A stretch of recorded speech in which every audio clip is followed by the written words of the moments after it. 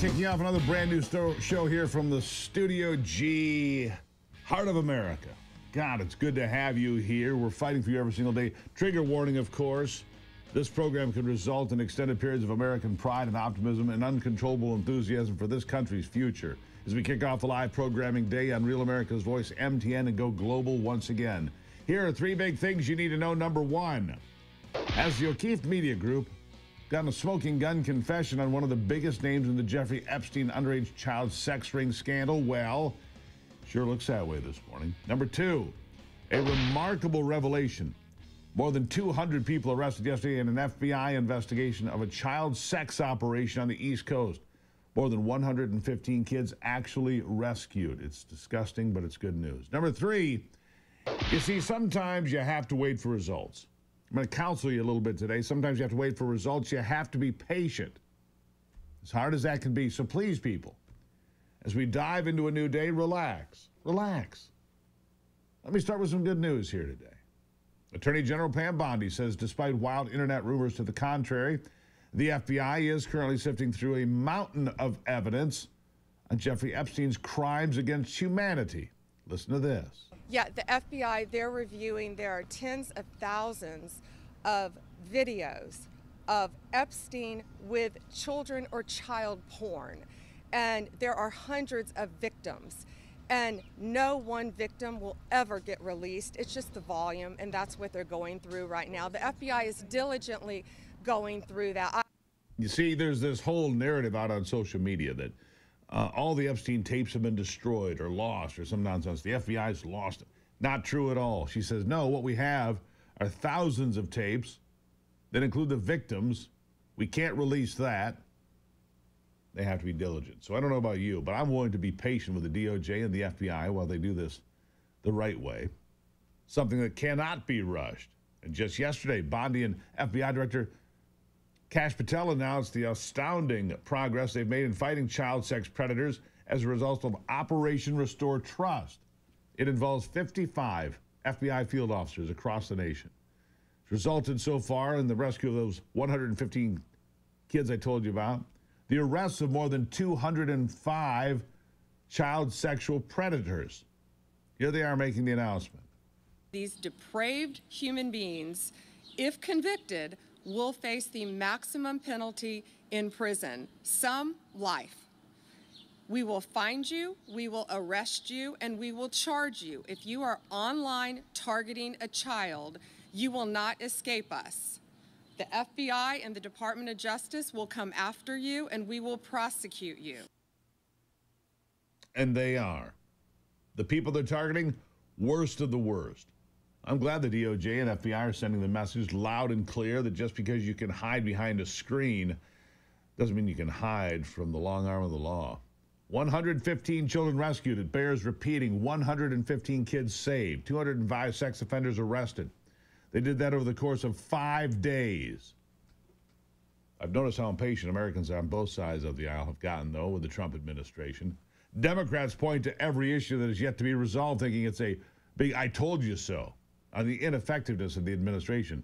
Meanwhile, Republicans, too many of them, ready to rain down hellfire on Bondi and others because they're not seeing the results they want, not fast enough. And to that I say, come on. Relax.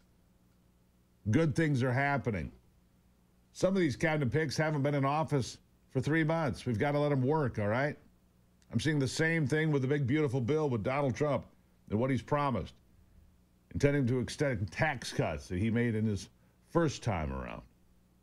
Conservatives have put their foot down on a deadline date of Memorial Day with a big or else. But again, I say, let them work. Let them get it right. Don't just push out 10,000 pages of crap. Make sure it's right. Joe Biden's administration did a number on our government. And even looking past him, the system has been broken for decades. It can't be fixed in 90 days all the way around. If we want this done right, We need to make sure our elected officials can iron out the details, all right?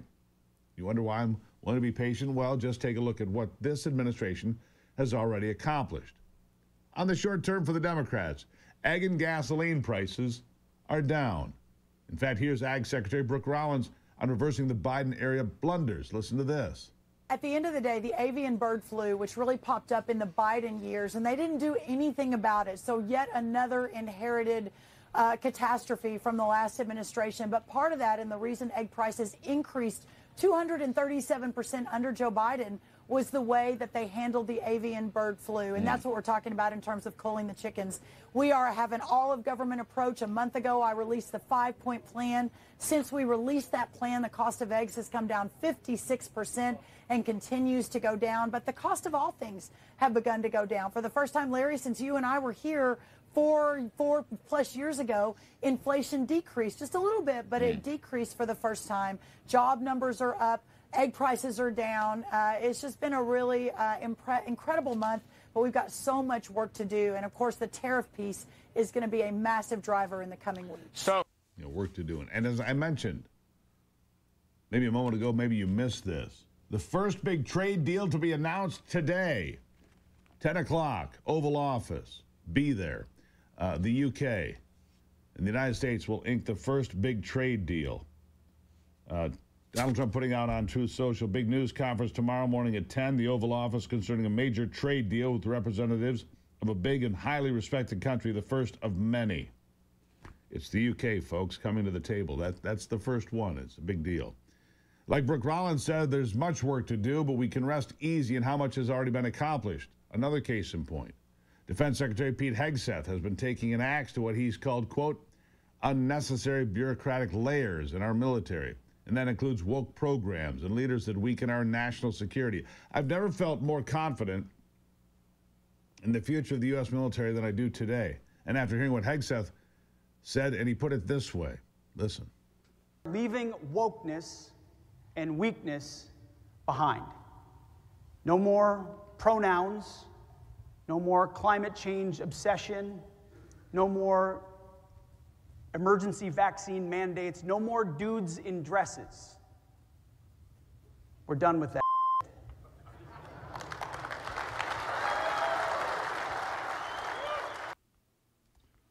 Yeah, no more of that. We're done with that. A man after my own heart. That dream is becoming a reality now that the Supreme Court has backed Trump's ban on transgender individuals in the military, as I told you yesterday. Hegseth says there are more unqualified on payroll than those just who don't know their gender or are gender confused. He's taking care of that problem as well. Here's more. We're back with more DOD reforms. This one is General and Flag Officer Reductions. That's the official title. My title is Less Generals, More GIs. It's a historic one, and it's in keeping with President Trump's commitment to achieving peace through strength. We're going to shift resources from bloated headquarters elements to our warfighters. Let's take a bit of a trip down memory lane. In history, when we were fighting across the globe during World War II, we had a force that was 12 million strong. For that 12 million man element, we had 17 4- and 5-star generals. Today, we have pick this up again after 2.1 the million break. service members. I want you to hear the whole thing again because Pete Hegseth is making a difference. But it takes patience, my friend. Relax. Good things are happening right here on the Steve Gruber Show. Are you ready?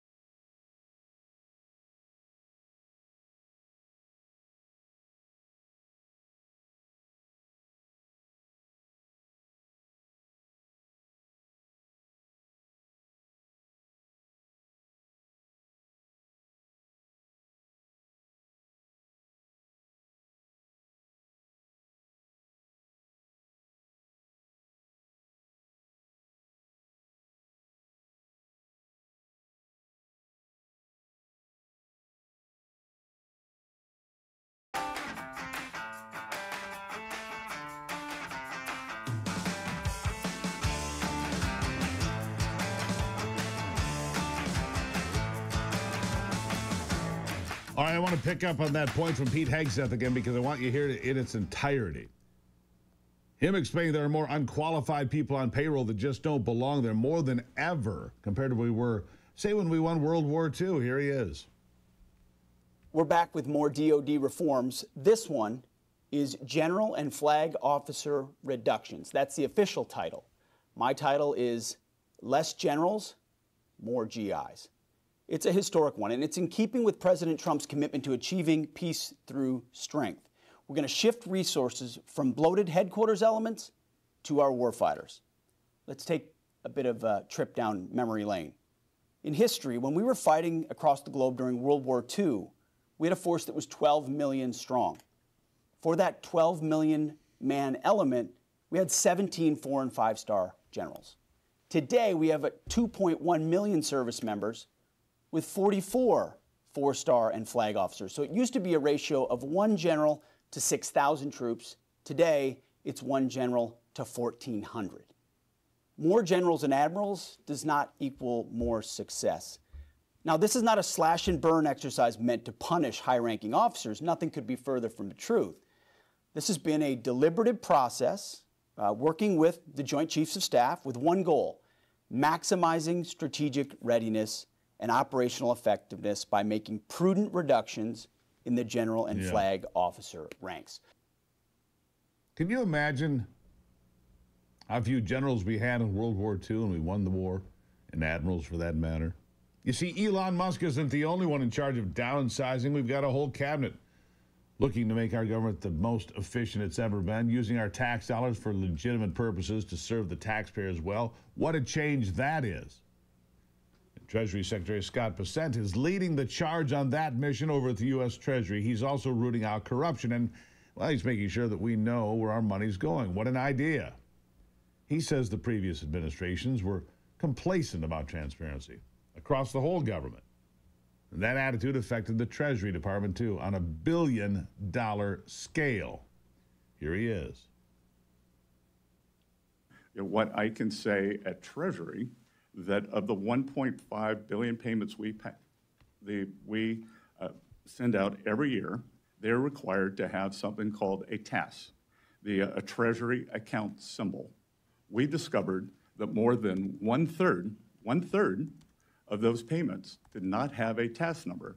So as the Appropriations Committee, you should be shocked by that, because how can a payment be tracked back to an appropriation? Only through the TAS number. So there was no accountability. So that is why the 450 organizations that sit above Treasury, where Treasury acts as the paymaster, are unable to pass an audit. So we have cracked down on that. Every payment now requires a TAS number. Very simple, and I will tell you that the mid-level employees who I have had come into Treasury to talk to me about that feel liberated. That they have, they tell me, I've been here 20 years. I've always wanted to do this. I've been here 14 years, and they feel as though they now have agency and are making a difference towards saving the American taxpayer money. And actually knowing where the money goes? What a concept. Knowing how your money is spent? What an idea. Yeah, the United States Treasury was sending billions of dollars to God only knows where, while Nancy Pelosi was House Speaker, and passed provision in 2021 that required every gig worker making more than $600 on apps like Venmo to report that money to the IRS, when the previous threshold was $20,000. Let that sink in for a minute. Rules for thee, right? Bessent is after more than just transparency, though. He wants to recreate the booming successes of Trump's first term in office when it comes to the economy. I think we all want that, and that's what we voted for. Listen. Under President Trump's first administration, the wealth gap did close.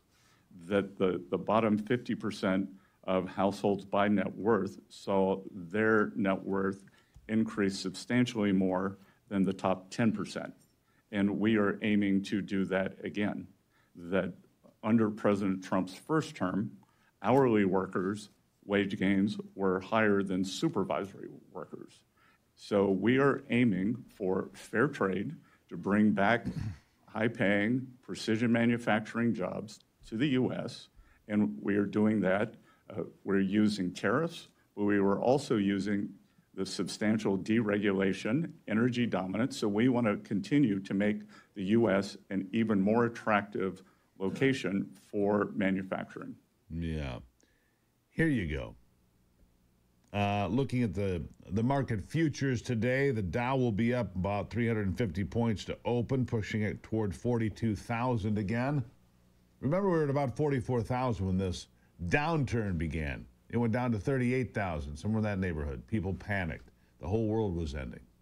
Worst April since 1932, they claim. No, we're in pretty good shape. And I'm confident that we can return to glory days. But like I have said, we have got to let these folks work. We cannot panic. Give them a break, all of them.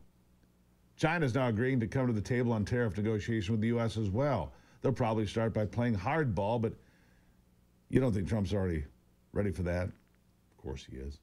He's the negotiator here, and he's made it clear that he's putting America first. We've already seen big gains for Americans in our economy. That's with the Fed dragging its feet on lowering interest rates. It's clear as day to me we have Donald Trump in office. We can trust him and his cabinet. It's what we voted for. Trump's unapologetic strength, proven economic wins, and America First agenda is cutting through the noise of a corrupt establishment. While Americans on both sides of the aisle continue to wring their hands, claiming that the results are taking too long, Trump is in there fighting for us, lowering egg and gas prices, securing our borders, empowering leaders like Bondi, Patel, Bessent, you name it. Pam Bondi and Kash Patel are out there cleaning up our streets. Pete Hegseth gutting woke military nonsense. Scott Bessent cleaning up the Treasury. And Trump's negotiating with China like a boss. Give him some time. It's been decades. It takes time to make America great again. It's what you voted for. I'll take a breath and have some 1775 coffee in your cup and relax for a moment. We'll take a break and be right back on the Steve Gruber Show.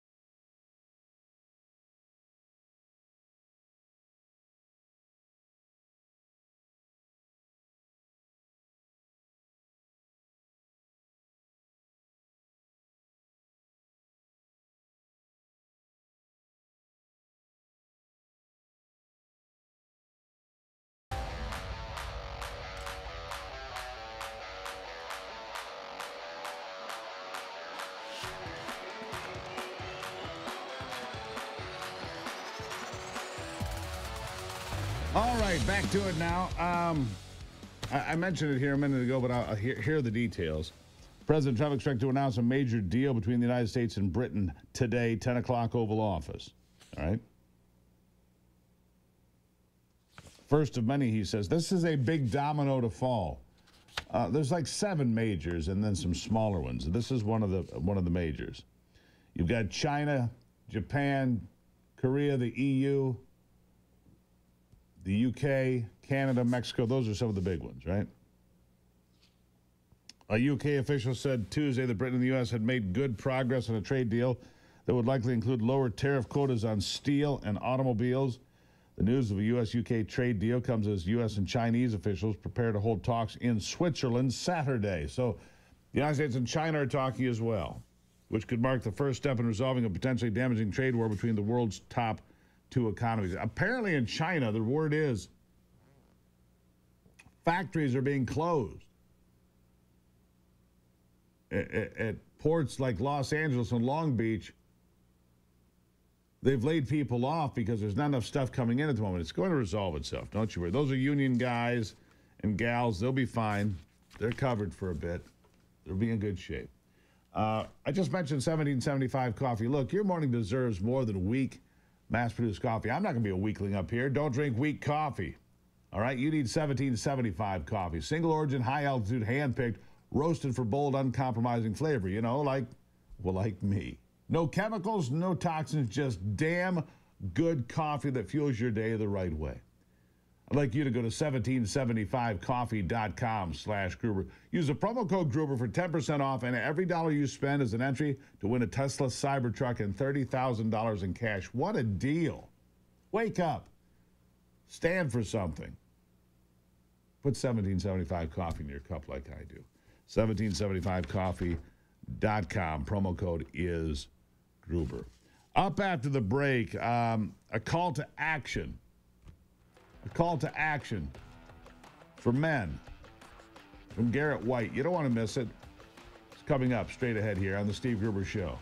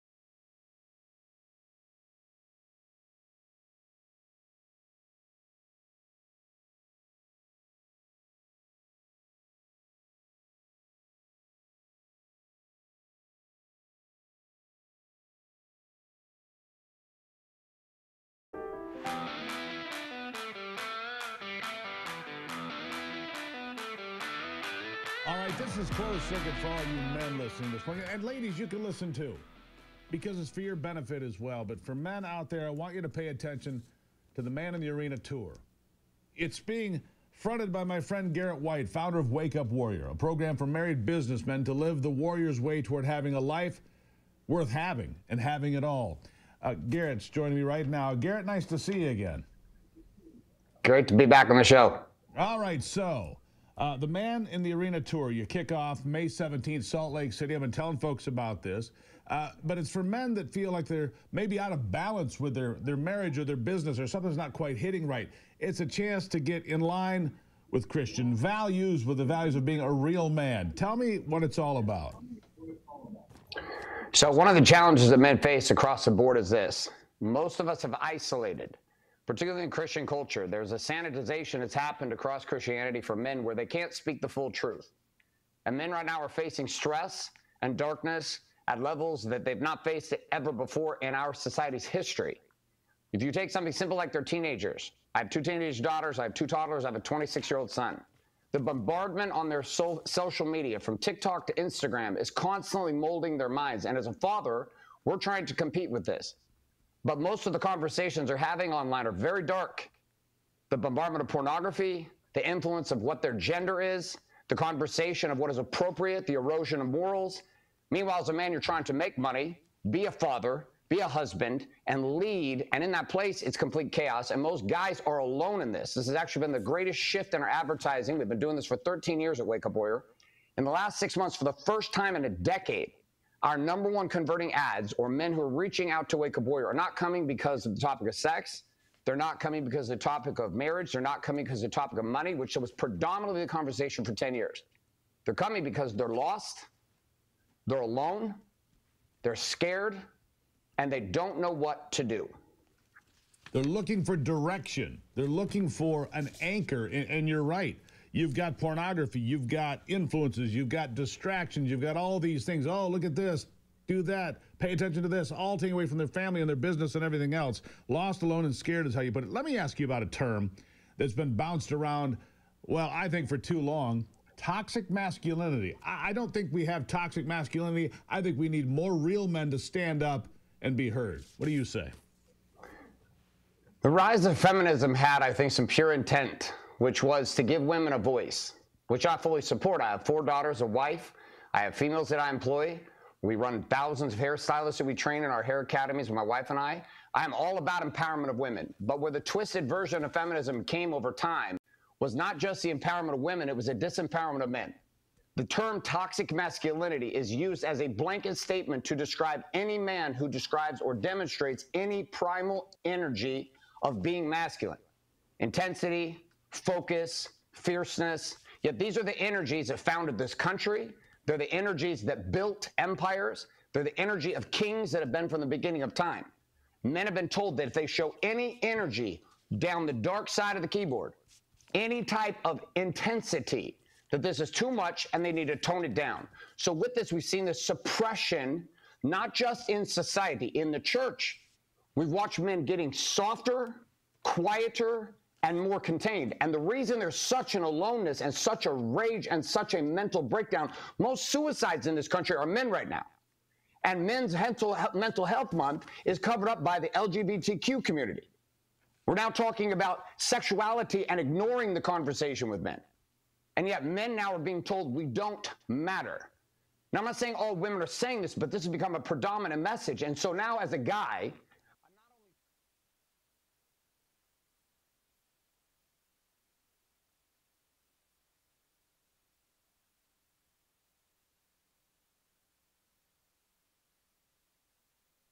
situation there with Garrett. I'm not quite sure what's going on there. Seems like we've had a bit of a jam with Garrett there. It's all right. We'll get him back on as soon as we can. A little bit of confusion there, my friend. Sorry about that. Garrett White, let me tell you about what he was going to say, though. ManInTheArenaTour.com, ManInTheArenaTour.com.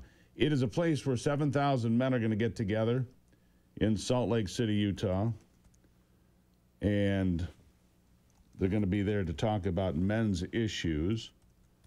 They're going to be there to discuss how to make your marriage stronger, your life stronger, your direction stronger. Just men. 7,000 is coming up on 17th of May. I'm going to be there with Garrett White. And so you don't want to miss that. And I look forward to seeing all of you folks there. And speaking of men, another man I saw speak recently, Mike Rowe, says there's a problem with men. A problem with a lot of men these days. And that is that they don't want to work. Is that something you've noticed out there? Men don't want to work. Strange but true. They have quit the workforce. They have dropped out. Don't know why, but they have dropped out. Mike Rowe, known by many as the host of the popular show Dirty Jobs and the CEO of Micro Works Foundation, he gives scholarships to people who want to work in the trades. Scholarships to people who want to work in the trades. And he says there are able-bodied men in these working ages, not working, not even looking to be working. And why is that? He says it's something he's never seen before. Mike Rowe is one of the best people I've ever listened to speak. He talks about work and ethic and says, a lot of people are being sent to college when they shouldn't be going to college. Right, says they're going to college when they shouldn't be going to college. He pointed to research from economist Nicholas Eberstadt in his book Men Without Work. Long warned about the troubling trend, according to Eberstadt. More than 7 million men of prime working age have dropped out of the labor force entirely. Rowe believes this problem being made worse by a cultural overemphasis on traditional higher education. Because everybody got to go to college, got to college prep. No. We need carpenters, plumbers, electricians, people who can do trades. Yeah, that's what we need here.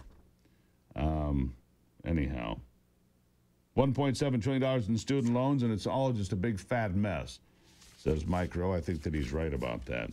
Again, with Garrett White, maninthearenatour.com. Maninthearenatour.com. Not sure what happened to him there, but we'll have him back. Don't you worry. Maninthearenatour.com. This part of the program brought to you by the Wellness Company, Your Health, Your Way. That's the Wellness Company. I did a big event last night with Dr. Peter McCullough. If you missed it, that's too bad. You can probably find it online somewhere. The Wellness Company. They believe your health is your greatest asset. From natural supplements to comprehensive medical consultations, they offer doctor-developed solutions designed to support your heart, immune system, and overall well-being. Daily Essentials, immune support formulas. They give your body the nutrients it needs to thrive. If you're ready to take charge of your health journey, join the membership program for access 24/7 virtual care from experts, exclusive discounts on supplements, and personalized health plan. TWC.health/Gruber, TWC.health/Gruber. You'll find out more and save some money as well. The Wellness Company. Great partners of this program. Dr. Peter McCullough last night on the Spaces event on X was terrific. Go back and listen to it. You'll enjoy it. I'll be right back.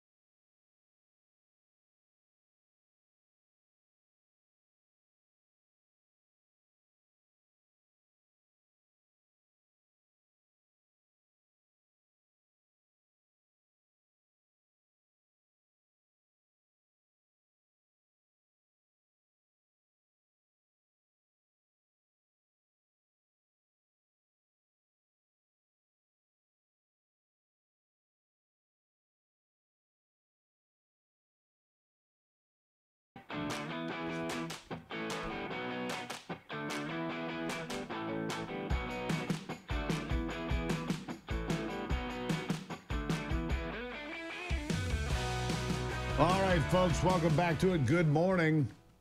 I am thrilled today. You know, we talk about your health a lot on this program because, look, we went through COVID together. We did all these things together, and being healthy together is just something that I think is incredibly important. We talk about, you know, the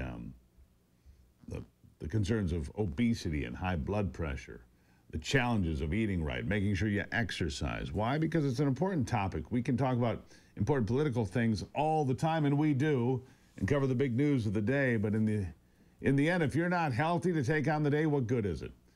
Today, I'm thrilled to have Rob Renee, CEO of Exodus Strong, back with me. Rob's created a natural supplement that's helping people break free from fatigue, live with vitality, inspired by biblical wisdom, and backed by modern science. Rob, welcome back to the program. I'm so glad to be here. It's going to be an amazing day. Sits right here on my desk every day, Rob, so I remember to take it. I started taking, you know, I told you this story. For a while there, I'm taking one a day, and I'm feeling pretty good. And I'm like, man, I feel I could do better. The actual dose is 2.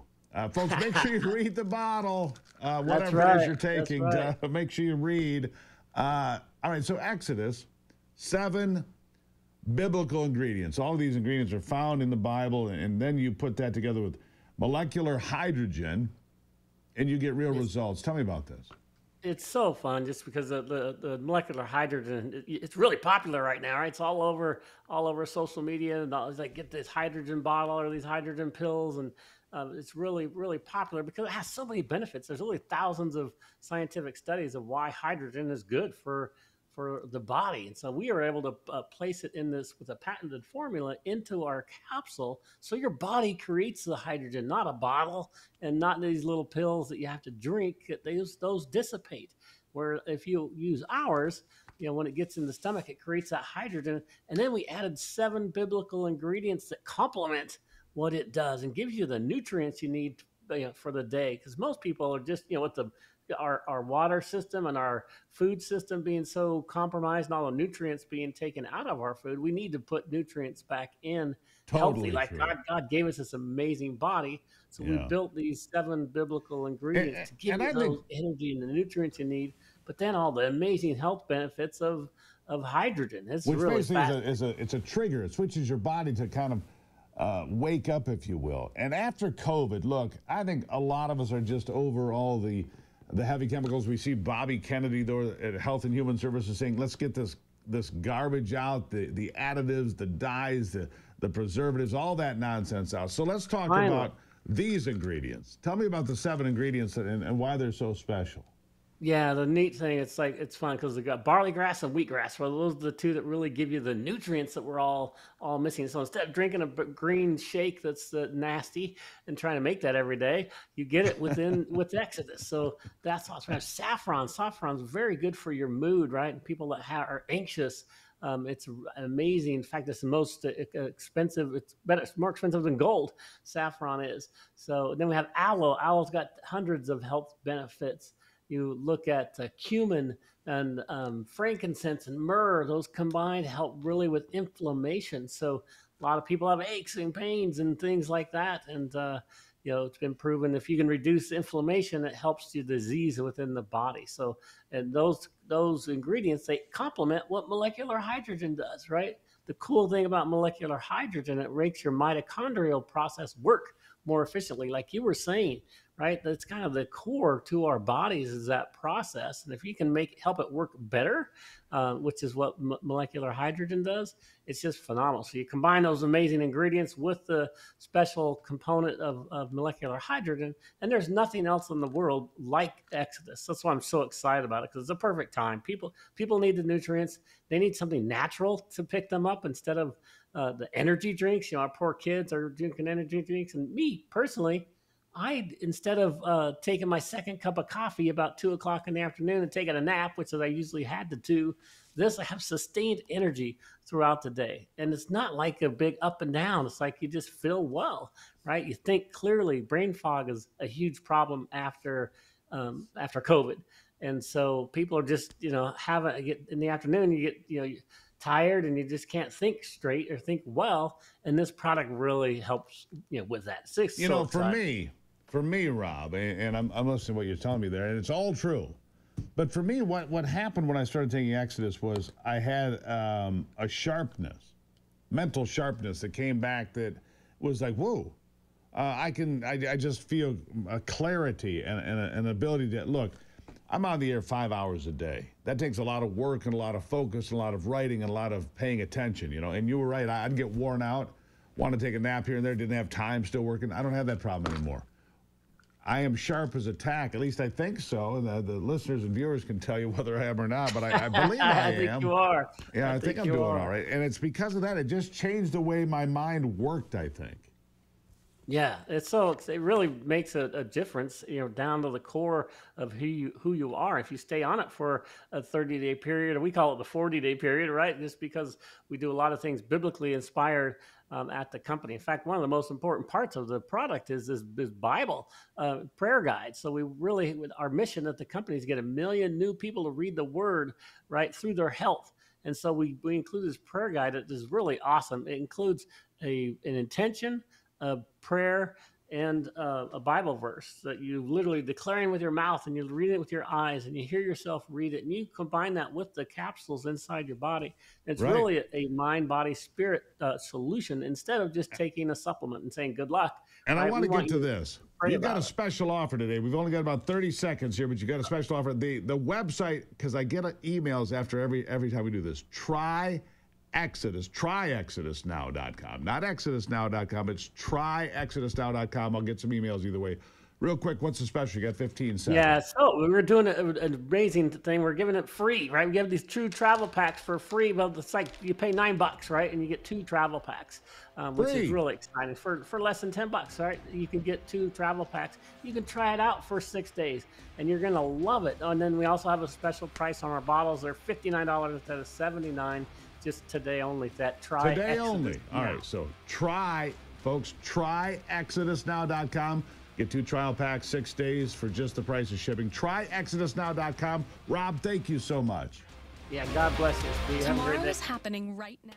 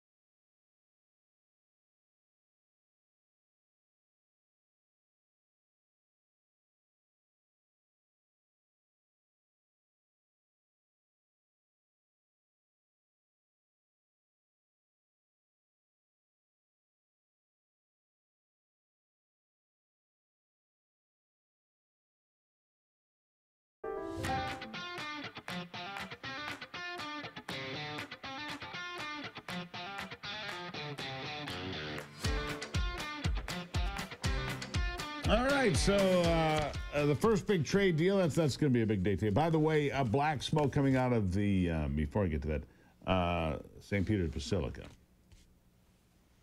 Black smoke rising, which means no pope yet. Yesterday they took one vote. Today they can take as many as 4, so we'll keep an eye on the smoke as there are.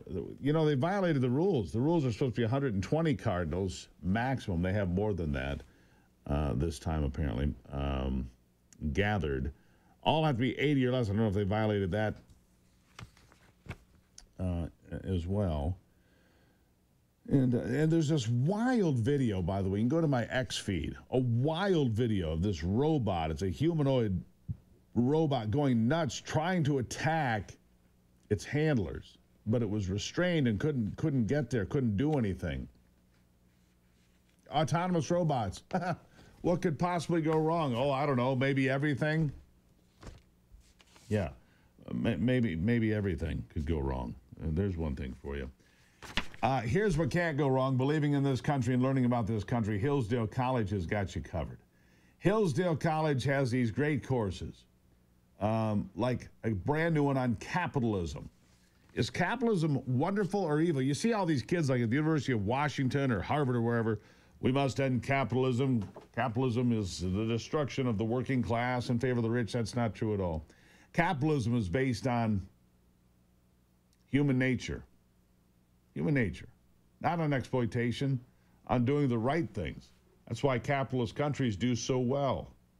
Now, do people misbehave? Some do, but this is a 7-course explanation. It's free. All the courses at Hillsdale are free. Gruber for Hillsdale.com. You can learn about the Constitution, you can learn about the Roman Republic or Genesis, and yes, learn about capitalism. 7 short lessons. You should look it up. Gruber for Hillsdale.com. Check that out. Make sure you follow me on X today. We're looking for 25 new followers on X and Instagram and Facebook. Man, I'm rooting on you to support this program. We need all the help we can get around here. In the next hour, Ryan Morgan from the Epic Times. We're going to talk about the U.S. Navy losing 2 jets now to the bottom of the Red Sea. That and so much more coming up. Follow me on X, and I'll see you in the next hour.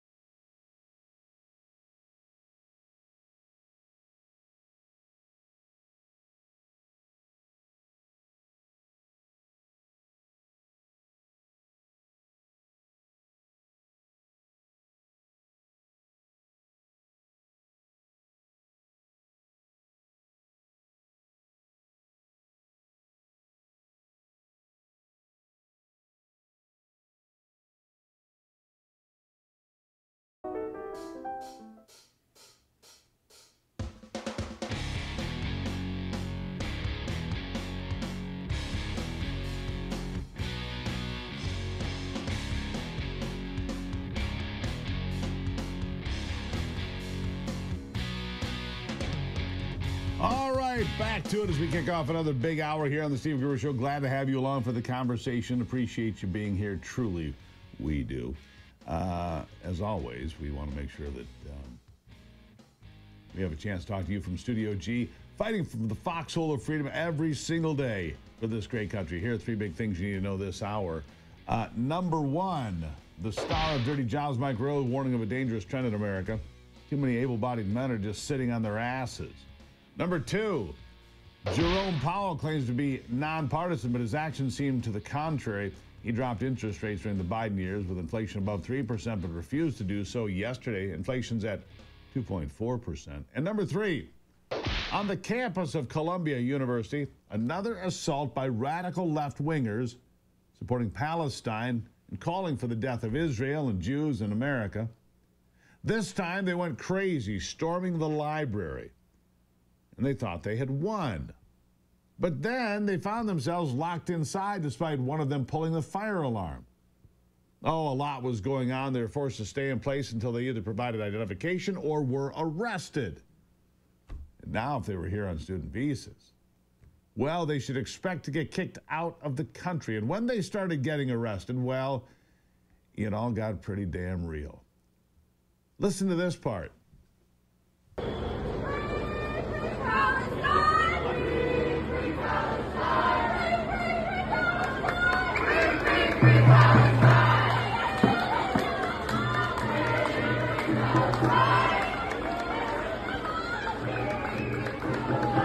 Yeah, there they are, getting paraded out, one after another after another. Oh, yeah. Paraded out, here they come.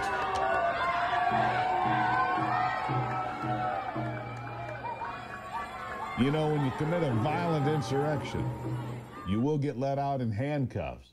So they took over the library, and that was a group of them. For those of you watching on streaming, man, they're just all in zip tie handcuffs. Come on, you're next, you're next, you're next. And here is what led to that in part, the police laying down the law, saying, look, you're locked in the library. They took over the library. Thought they had won, making their demands, stomping their feet, acting like petulant children. That's all fine and well until the police said, you're going to be locked in here, which they were, and you have two ways out. One, give us your ID, and you can be on your way. Or don't give us your ID, and you'll be on your way to jail. Listen.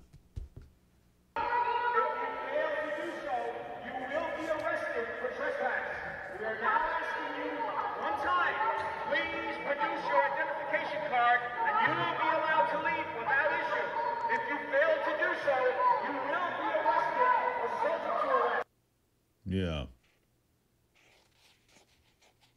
You will go to jail. You will go to jail unless you provide identification of who you are. It's the way it is. Oh, and then they realized they're trapped like rats. Trapped like rats. Agitated rats inside the library. No way to leave. Police blocking the door. Here's how this unfolded. Roll it.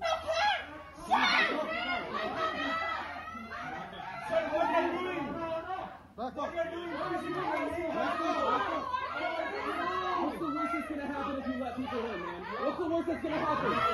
What is the worst? You're going to hurt people, man. You're going to hurt people. So you're creating the worst that's going to happen.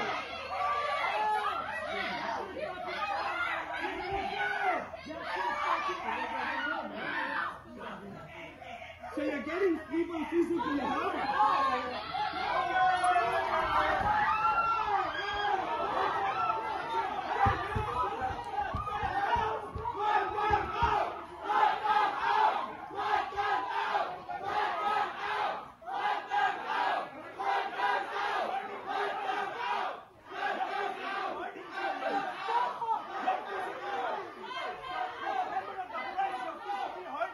Oh, yeah. You know, it's about time these people were held accountable. It is about time these people were held accountable. Let's see, how many were arrested? It was Butler Library, Columbia University, pushing past campus security. By the way, it's finals week at Columbia and all over the country, actually. 30 people, or at least 30 people arrested. And here's the part that's going to be a bonus round. ICE, looking at those that got arrested. Marco Rubio, not afraid to say, look, if you were in here and you're part of this assault on the library and you have a student visa, it's gone. They're not playing this game anymore. Arrested suspects fingerprinted to determine if there are any non-citizens. Time to make a point, one ICE source told Fox News. Non-protesting students told Fox they were forced to stop studying for finals and leave the library. Of course they were. The protesters rallying in support of Mahmoud Khalil, another accused pro-Palestinian ringleader, anti-America guy, anti-Semite. Khalil, a Columbia graduate, arrested last month at his New York City apartment. It's university-owned, by the way. Part of ICE telling him they were revoking his green card and student visa. He was taken to a Louisiana detention center where he remains, I believe.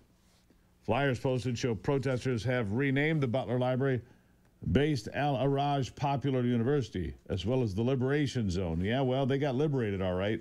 Off to jail. Many of them now will be off home. And sadly, 2 Columbia police officers were injured in all the chaos and nonsense. Look, it's time to make these people accountable. It is. Time to hold them accountable and tell them exactly what's going on.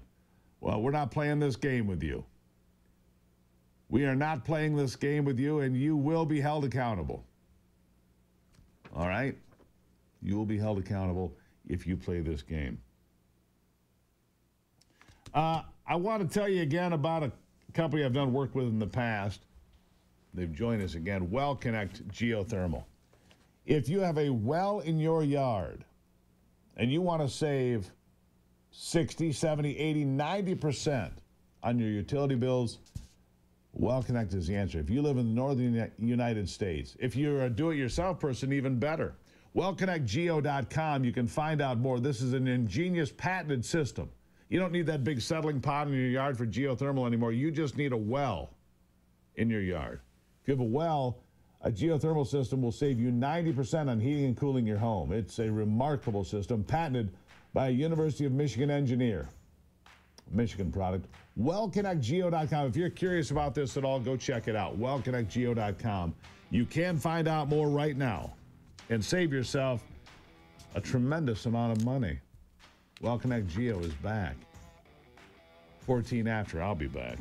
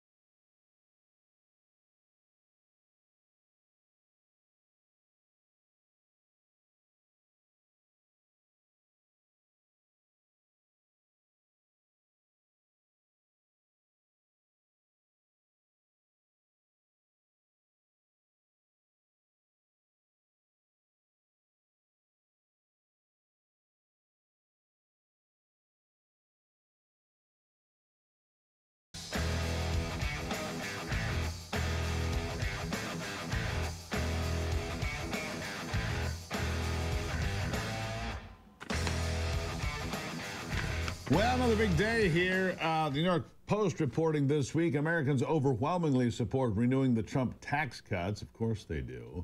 Why wouldn't they? Joining me, Kent Strang is here, Director of Americans for Prosperity. Kent, welcome back to the program. Hey, thank you so much for having me. Yes, we support the continuation of tax cuts, no question about that. Is it going to happen? I think it is. It's not going to happen by Memorial Day, but this one big, beautiful bill looks like we're on track for the 4th of July, maybe. What do you think? Well, we were just with Michigan Congresswoman Lisa McClain a couple days ago, and she highlighted the need for the House to pass it by Memorial Day, but also gave that contingency that there's a possibility that this gets pushed to Independence Day. But I think it's important for Republicans to recognize that they need to pass it early to show the American people that pro-growth tax cuts work. They benefit small businesses and they benefit families, because failure to do so will lead to the largest tax hike in American history. And a lot of those pro-growth policies that they passed in 2017 will go away. That will not be good for our economy. No, that would not be good. I think that the tax cuts are pretty well universally accepted. But the question that I have, and the reason, and Congresswoman McClain may be right or wrong, maybe we get it by Memorial Day, but I'm hearing rumblings that it won't happen until the 4th of July. The question is not the tax cuts. It's whatever else is in the bill that could slow it down that would also impact the tax cuts, right? It's not the tax cuts per se. Most people want those. It's everything else in the bill that you might have some members of Congress with a lesser constitution, shall we say, that might not be able to vote for this entire package. That's my concern. What concerns do you have? I think you're right. I think last time we passed this in 2017, Republicans had a 30-seat majority in the House, and it's down to, 4 these days? Yeah. Those are pretty slim margins. And now if a group of House members get together and they want a specific cut, they want a specific provision, it doesn't take many people to derail this pretty quickly. And so there will be a number of items. And so I've been impressed so far with leadership to be able to navigate this. But again, I think that it's really clear what happens if they don't do it. Taxes are going to go through the roof. It will be terrible for the economy. Americans need certainty in this economy, and being able to deliver this on frankly, President Trump's, they're named after him for a reason, on President Trump's tax cuts, they absolutely have to get it done. But yeah, there are provisions in there that are going to give people pause. How much spending cuts are there? And so they need to deliver on the American people, and let's work together to get this thing across the finish line. Yeah, it's time to get done. What are some of the other things you want to see in there? Of course, the tax cuts are important, but this bill is going to address immigration. It's going to address the border. It's going to address, I believe, in some fashion, there could be issues with the tariff. By the way, good news apparently today on the tariffs. I'll get you to weigh in on this while you've got a moment here, and that is that the UK and the United States are going to announce the first big trade deal. 10 o'clock this morning, Oval Office. How important? Well, look, the president has been negotiating and giving him the ability to do that, to work for what he sees better deals. And hopefully we get to an economy where we take tariffs as close to zero or down to zero as possible. But again, that leads into this certainty with the looming tariffs with China, being able to pass the Tax Cuts and Jobs Act. But things that I would like to see in it, one is, you're right, we have to secure our border. Offering more technology, more agents, structures at the southern border is incredibly important. And in addition to that, I'd like to hit on something that I would like to see them cut. And that is, we gave out trillions of dollars in green new energy scam deals under the Biden administration in his ill-named Inflation Reduction Act, which didn't reduce inflation. And they can carve a lot of those IRA tax credits back in this package. And that's one way that can help the Republicans pay for packages like this, is by eliminating the unnecessary green new energy scam deals that the Biden administration put in a couple of years ago.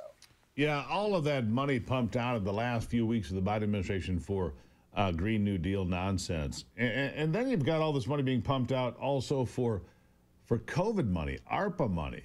This money that's got to be spent by next year. I'm seeing it spent in my neighborhood on splash zones, on fences, on wet basements. We're doing a lot of things with COVID money that has absolutely nothing to do with it. Why can nobody ever send some money back? Why can nobody just say, hey, you know what? We got through COVID. We're in good shape. Here's a few $1 million we didn't spend. Have it back. Why does that never happen, Kent? It's unbelievable, isn't it? But I am hearing rumblings that there's some rescission packages coming. And for those who may not be aware of what a rescission package is the executive branch is going to put together some things that they say, you know what, we don't need that spending that Congress allocated.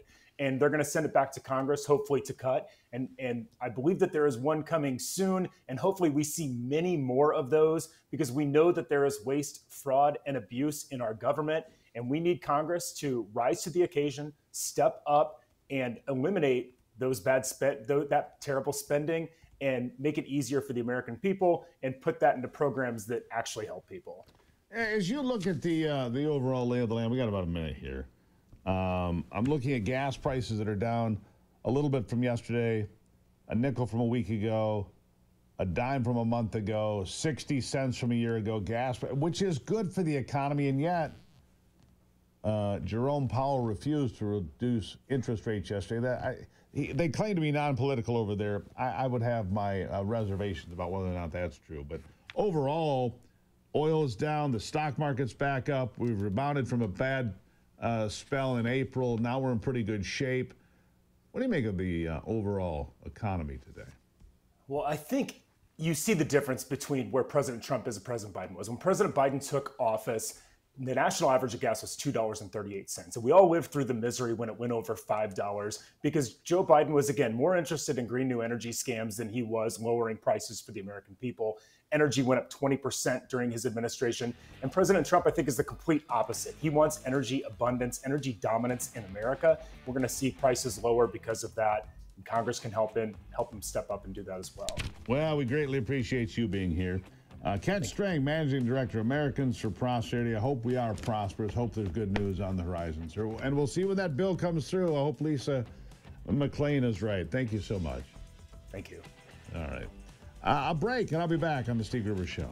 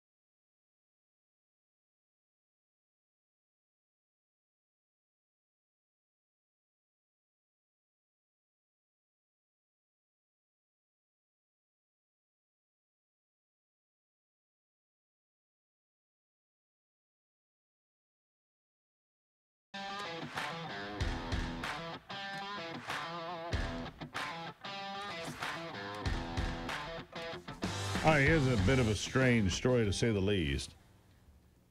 A suspect in a plot to kill Lady Gaga and her concert goers with explosives was recently deported from these United States. Yeah, you heard me right. Luis da Silva and a 17-year-old boy removed from a concert before it started in Rio. Recently deported from the United States. Luis da Silva, 44, planned to set up bombs close to the stage where the singer was performing, was going to record the aftermath when the bombs went off. He's been charged with only a gun violation at this point and released on bail, according to the New York Post. 2.5 million fans attended the concert, 2.5 million. Brazilian authorities say Silva was deported from the U.S. last month.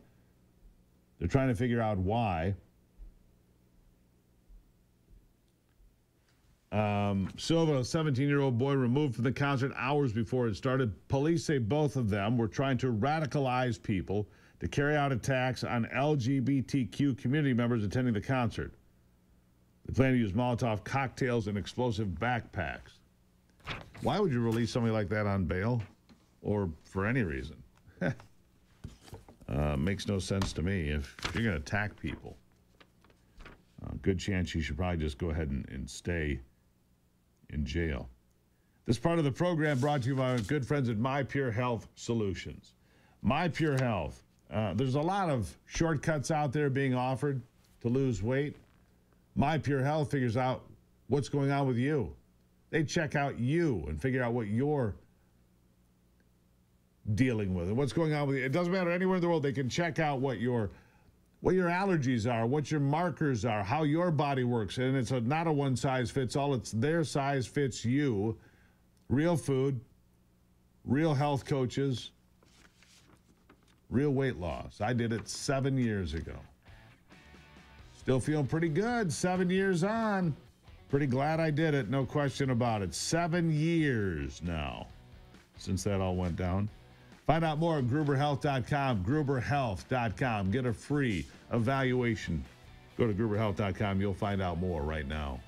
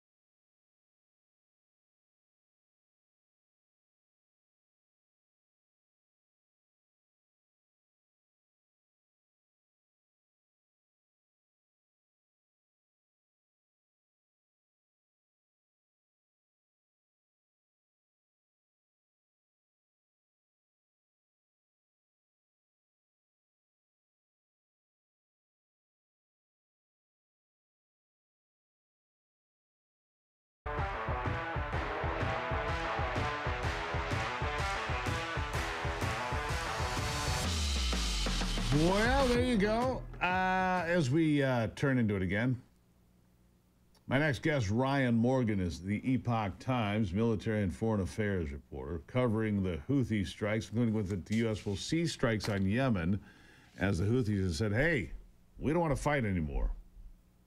President Trump said this yesterday, as you know. Ryan also covering the story about the U.S. Navy fighter jet, the second going off the side of the USS Truman. What are these, like $60 million a piece? And they're just sinking to the bottom of the Red Sea? All right, Ryan, welcome to the program. Oh, thanks for having me. I'm sorry. What do they call it? The arresting system? The second jet, it didn't come to a stop properly on the deck of the USS Truman, my understanding. What can you tell us about the second? The first one was a hard turn, I'm told, and the machine that carries the jet out lost control. Over the side it went, $60 million. This one, it didn't land quite properly. Shed some light on this for us, would you? Yeah, first of all, I mean, we are kind of reliant on, on the Navy to, be forthcoming with these details. And they certainly like to take their own time with figuring out everything that went wrong before they, start telling us about it. But yeah, so essentially last week I believe the 28th, April 28th is when that first one went overboard. I've heard some reporting that that first hard turn was during an evasive action as Houthi missile or attack drone, some kind of munition was flying in that they were trying to avoid. And then the second one, yesterday, or I should say, it was on the 6th. We don't have a ton of details about the circumstances of what was happening, what was going on when they were landing. We don't know exactly what that aircraft was doing, because that same day, President Donald Trump said, "Hey, we're going to stop doing these strikes on Yemen on the Houthis because they no longer want to fight with us." So the aircraft was operating. These kinds of mishaps can happen. I don't know that. I can't say that it was pilot error. Maybe it was a technical malfunction with the arresting gear. That's what it sounds like to me. I know that can happen, especially when you've got an aircraft carrier that's been out, doing operations for several months now. Things wear down, they break down. So it's just, it's two lost aircraft in, the span of a week. It's been a bad week, but these things happen. So that's what we know so far.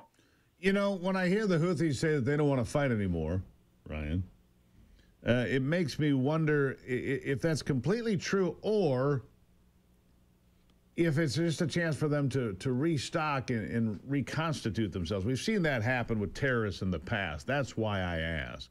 And it concerns me that this is a chance for them to restock, not just to get out of the war. What do you think of it? Yeah, that's certainly a fair concern, and what I should say, there's a caveat here with kind of how this ceasefire is happening. So the Houthis have they've been doing their pattern of attacks where they're attacking the Red Sea. They're firing on Israel. They're claiming solidarity with Gaza. During that ongoing war. There was a ceasefire back in January. Things kind of cooled off for a little bit, and they stopped doing these attacks. And then as that ceasefire broke down in March, President Trump, I should say the Houthis were, they were threatening to resume these attacks. As the ceasefire in Gaza was breaking down, there's intel, showing that they were rearming during that period and getting ready to resume attacks. And President Trump preempted them. He ordered these strikes to resume on March 15th. So that's they do have a pattern of rearming. I mean, that's to be expected when you've got a belligerent party that's that's in a period of peace. They are going to rearm. So that would certainly fit within kind of their pattern of behavior. But what I would say is that when the U.S. resumed these attacks, the Houthis were firing back at U.S. aircraft carriers and warships, but the U.S. is able to kind of intercept a lot of those and overmatch them, pound for pound in terms of damage done. So the Houthis have essentially come out and said, hey, we're not going to keep shooting at U.S. ships. It seems like it's a ceasefire that's limited to the United States and to the Houthis. The Houthis, on the other hand, have said we're still going to attack Israel, and they've continued threatening to lob missiles and attack drones at Israel. So that's still kind of an ongoing threat. So, take those kind of data points for what they're worth in terms of gauging, how the Houthis are actually treating this quote unquote ceasefire situation that they have, put forward for the Trump administration. Right. Last thing I want to ask you about here, Ryan. Just want to shift gears and go a little bit to a different direction, and that is India and Pakistan. The president addressed it a couple of times in the Oval Office here this week. It's concerning. It's escalated, but this has gone on back and forth since just after World War II. Is this any more concerning than any other time that the Indians and the Pakistanis have killed each other? Ooh, that's a heavy question. That's a big question. I certainly look on with some apprehension when you've got two nuclear armed states that are, they're saber rattling and they're starting to do low level attacks. You always have to wonder at what point, does that heavier weapon come out. I can't say that I have been tracking that situation as closely as situations like the Middle East and Ukraine. I think that there will be some there will be some off ramp here soon, but it remains to be seen what that is. So that's something that I would certainly watch with a certain level of nervousness as these two countries continue to kind of do these kind of low-level skirmishes and lob threats back and forth. And Ryan, I think that's fair. Ryan Morgan from the Epoch Times. Really appreciate you being here, sir. Thank you for your insights.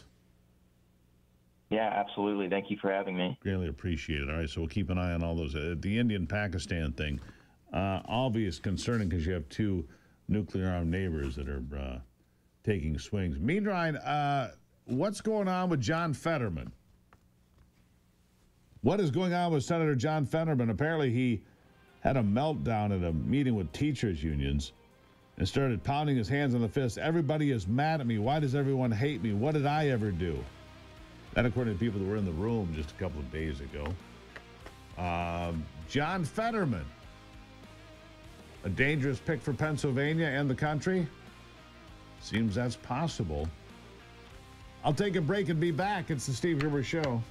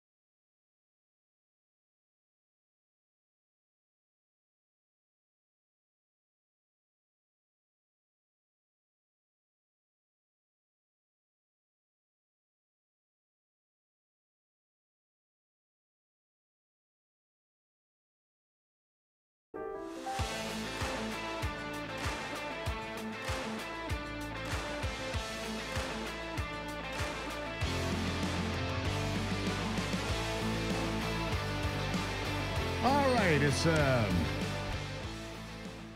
another big week almost coming to the end. A lot of conversations about, there's a lot of things out there being floated around by Democrats saying that the Republicans are going to get rid of Social Security. They're going to get rid of Medicaid and Medicare. None of those things are true, of course, but they're political talking points. And questions like, do Republicans want to help pregnant women or able-bodied men? And can Democrats even define what a woman is? This is the argument Paul Winfrey, President and CEO of the Economic Policy Innovation Center, makes in his latest op-ed for the Wall Street Journal. Paul, welcome back to the program. Thanks for having me. I appreciate it. Too many timid Republicans out there, you say, in another point. What's your concern? Here's an excerpt. Congress has an opportunity to reform Medicaid, the nation's third largest and most flawed entitlement program. Done right, reform could protect the vulnerable, promote private coverage, and save hundreds of billions of dollars. Done wrong, it won't reduce federal spending. It will hurt Republicans at the ballot box by making more voters dependent on government welfare. It's fundamentally broken, you say. Tell me your position. I mean, that's right. The Medicaid program is fundamentally broken. So when Obamacare expanded the Medicaid program to able-bodied childless adults, in order to get states to take it up, for every $1 that states pay for the able-bodied population, they get $9 from the federal government. For the vulnerable population, for every $1 states pay, they get $1.33. And so one of the things that we've seen over the last 10 years, but really speed up over the last 4 or 5 years, is that states are beginning to prioritize the able-bodied childless adults over the vulnerable population. Because why wouldn't you? You're getting more money from the federal government. And ultimately what that's doing is it's driving up spending. It's breaking the system. It's reprioritizing care within the medical system towards the able-bodied population over the vulnerable folks. And, that's not what the program was created for. And Congress right now has an opportunity through the reconciliation process to set the financing right, which is where all of the problems lead back to. They've really got to get the financing of the Medicaid program correct. Aren't all the programs fundamentally broken? Social Security, Medicare, Medicaid, aren't they all fundamentally broken? I mean, we can pick on one here, Paul, but the truth of the matter is it's all a mess. It's a Ponzi scheme. And you have less people contributing now than you have in the past. Plus, you've got millions of people here illegally, many of whom are finding ways to get those benefits for themselves, even though they've paid nothing for it. It's a disaster across the board, isn't it? Not just Medicaid. That's right. Look, all of these programs are broken. They all need to be dealt with. But, coming back to Medicaid in particular, the Medicaid program, especially Medicaid for the able-bodied childless adult, non-disabled population, has grown, as I said, dramatically. So go back to the very beginning of the Biden administration. If you fast forward to today, the 10-year spending on the program is now $1.2 trillion higher than what it was anticipated to be back in 2021. If you look at the Medicare program, it's only about 4% higher. It's only about $50 billion over that period higher than what it was anticipated to be. And so really, this is the canary in the coal mine. We've got to fix the Medicaid program to make sure that it's there, that it's sustainable, that it can protect the vulnerable population. If we can't do that, then we're not going to be able to fix all of these other systemic problems that you just mentioned with Social Security and Medicare. I mean, the other thing that's going on with the Medicaid program that we've seen as well is that states are playing all of these financing games to get the federal government to cover illegal immigrants at 100% at the cost to federal taxpayers, putting them on the Medicaid program. So there's a lot of low-hanging fruit that Congress can go after here. To, again, sort of reorient the finances and begin to do something meaningful that will then allow us to build the case to make more meaningful reforms down the road. One of the things that I haven't heard you mention yet, Doge, Elon Musk, cutting the waste fraud, the abuse, the corruption, frankly. Money being shipped overseas because of waste, fraud, abuse, and corruption. Doge, good thing or a bad thing? I think Doge is an incredible thing, right? I mean, I can't believe that we weren't doing Doge 20 years ago or 10 years ago, and that every Republican president hasn't implemented something similar. I hope that, as Elon transitions back into the private sector, that they're able to, keep Doge going in a meaningful way and ultimately institutionalize it within the executive office of the president and in each of the agencies, because the work that Doge is doing and rooting out the waste, fraud, and abuse is, I think, absolutely critical, and I think it'll be a major, lasting, good legacy of the Trump administration. I hope so too. It's interesting that those on the left would have you believe that somehow Doge is a bad thing. How is saving the taxpayers' money a bad thing? I'll give you the last word here, Paul. To me, I wish they'd done it 25 years. I wish they'd done it my entire life. Go ahead, last word. Well, you're exactly right. I mean, it's hard to attack Doge, and it's hard to attack waste, fraud, and abuse. We knew that it was happening. What Doge and what Elon Musk and his team have been doing is that they've been digging up the receipts, and they've been naming names, which is why folks don't like it, because a lot of the folks who are being found out here through Doge, were giving money in part to Democrats and part of the larger Democrat establishment, and that's why they're attacking it, but that's exactly why we need this sort of thing. Absolutely. Paul Winfrey, always nice to see you, my friend. Thank you for being here. Thanks so much. Good to see you too. Good stuff there. Still to come, we'll have sports after the break in the next hour. Speaker of the Michigan House, Matt Hall, who's become pretty close friends, I think, with Donald Trump. A lot of things going on. Sit tight. It's the Steve Gruber Show. Make sure you follow right here on X, on Instagram, on True Social, on Donner, on Blitzen. We'll get on out of here and be right back.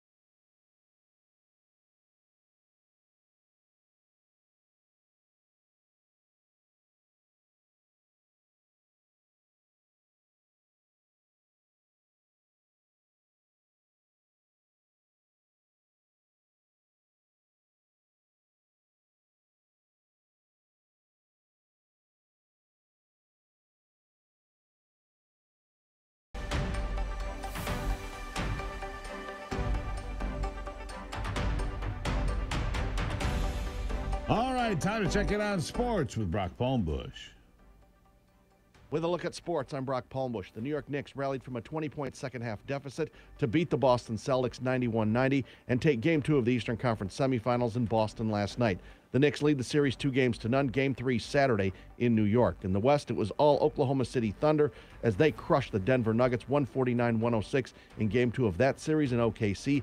8 Thunder players were in double-figure scoring. Series tied at 1, Game 3 Friday night in Denver. In the NHL playoffs, Toronto took a 2-0 series lead on Florida after the Maple Leafs beat the Panthers 4-3 in Toronto last night. And Mikko Rantanen's hat trick gave the Dallas Stars a 3-2 victory over the Winnipeg Jets in Game 1 of that series. Game 2 of that series Friday night in Winnipeg. And in Major League Baseball, American League winners included Boston, Detroit, and Houston. National League winners included the New York Mets, St. Louis, and San Francisco. That's a look at sports. Back to you, Steve. All right. Let's see here. The Oxford shooter will be staying right where he is. That kid who murdered all those schoolmates, not going anywhere. $100 million now for northern Michigan's ice storm relief and an easing of the net zero laws for the UP. They said, look, you're just going to kill us up here. That's truth on that. We're going to be talking about all these things coming up. I've got Speaker Matt Hall coming around the corner here. The Michigan House voting 107-1 to approve a $100 million appropriation bill to aid northern Michigan residents and communities as they recover from that late March ice storm. The $100 million appropriation for the Michigan State Police, which was increased from $75 million in the last minute amendment Wednesday, would be distributed to local government units and used to assist individual residents, businesses, and communities that have realized the significant financial hardship caused by the recent storm damage. Wow. All my trees got hammered up there. I wonder if I get anything out of that. Well, what's in it for me? I'm kidding, of course. I'm kidding. I don't need anything. All right. Ivy's in the next hour, too. I mean, God bless America. I'm living, right? It's the Steve Gruber Show.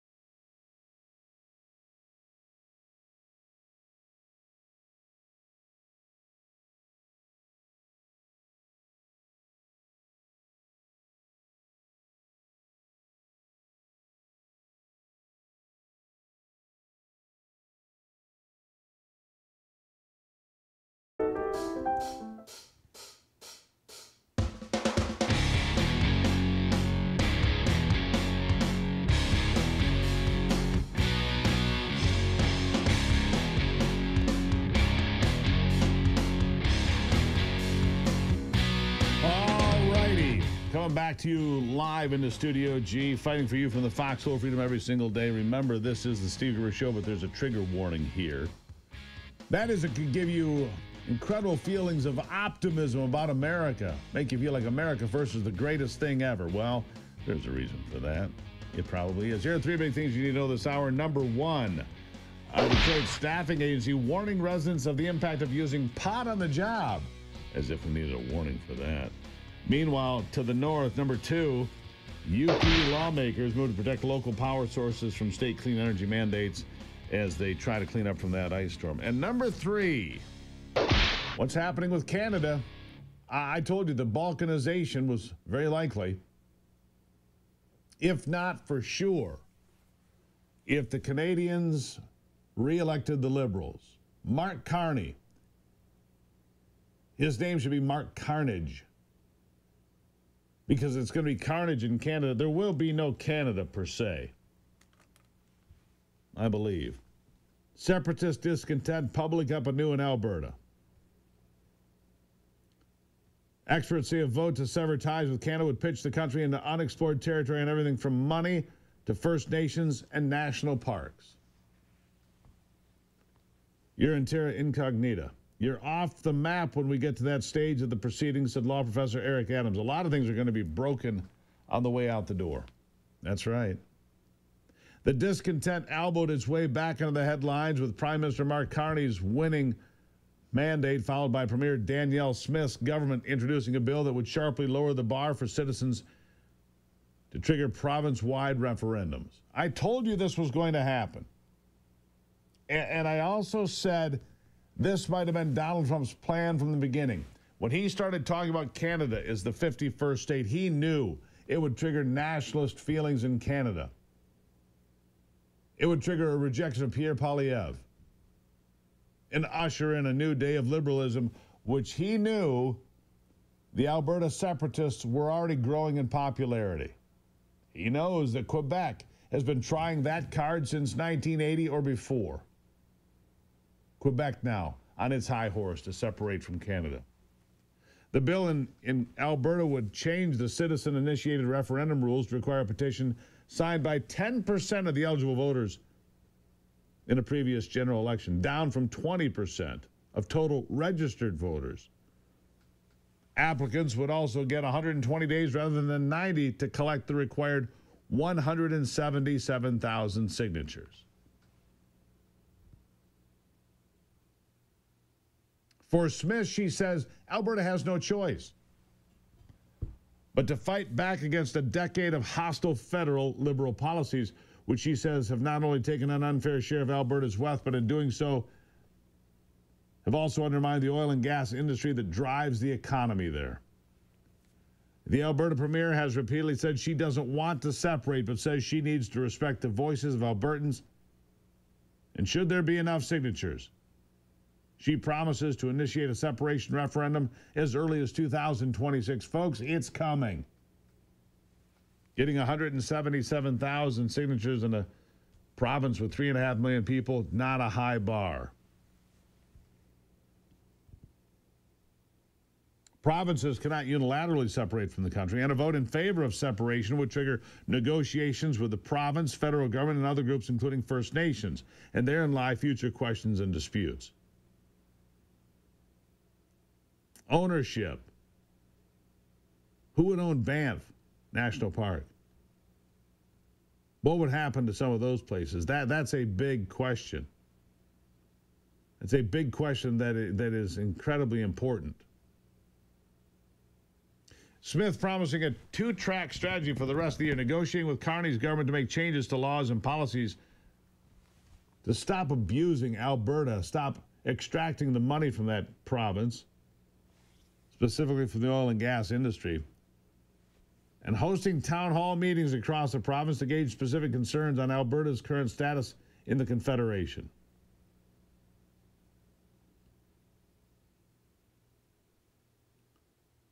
So what's going to happen? Will they separate? Will they break off? It looks like that's a real possibility. And in fact, it's a real possibility because it's not just Alberta. It is also Quebec. In fact, I'm going to go ahead. I'll do this for you. I'll crank this up so you can hear it. One of the leaders of the separatist movement in Quebec was asked about Alberta. How does it work? Here's what he said. For a long time you've been talking about trying to separate from Canada. Now we're seeing that out in Alberta. For the people in Alberta who want to separate, do you have any tips for them on how to actually get the job done? Our success so far does not place me in a position to give them tips about what to do, but I could give them tips about what not to do. Not now. The first idea is to define oneself as a nation. Therefore, it requires a culture of their own. And I am not certain that oil and gas qualify to define a culture. But it's theirs to decide if they want to vindicate the right to self-determination. I would never interfere in that. It belongs to them. I would like us to be the first to do so, however. See, there you have it. There you have it. They want to be the first. Those in Quebec, like this gentleman, it's Francois Blanchet, wants to be the first to separate. They want Quebec to be the first. The balkanization of Canada is coming. And why is that? Terrible policies. Terrible globalist net zero policies. Do you know that they got rid of all the coal-fired power plants in Ontario, for example? All of them are gone. And as a result, the cost of electricity in Ontario, the largest province, has gone up dramatically over the last 5 years. Prices have gone up dramatically because of this idiotic idea that somehow windmills and solar panels can replace oil and natural gas and coal. They cannot, they will never, which is why China continues to build a brand new coal-fired power plant weekly. And in fact, my friends, if you take into account all the coal-fired power plants that have been shut down in the United States and Canada and Germany and Spain and England, everything that's been done to mitigate so-called climate change has been completely offset and then some by the Chinese. It's complete futility. The pursuit of net zero has accomplished nothing. Nothing. Because the Chinese keep building new coal-fired power plants. Every time we close one, they build 2 or 3 or 4. We're on the wrong end of the deal. Plus, they have lousy coal. They have high-carbon coal. We have much better product. And therefore, the entire effort has been a fool's errand. Anyhow, Alberta's going to leave Canada, as I told you. I believe that was the design of Donald Trump from day one. I believe, and I said that on this program, I believe that was it. All right, quick break. When I come back, it'll be Speaker of the House, Matt Hall. Don't go anywhere.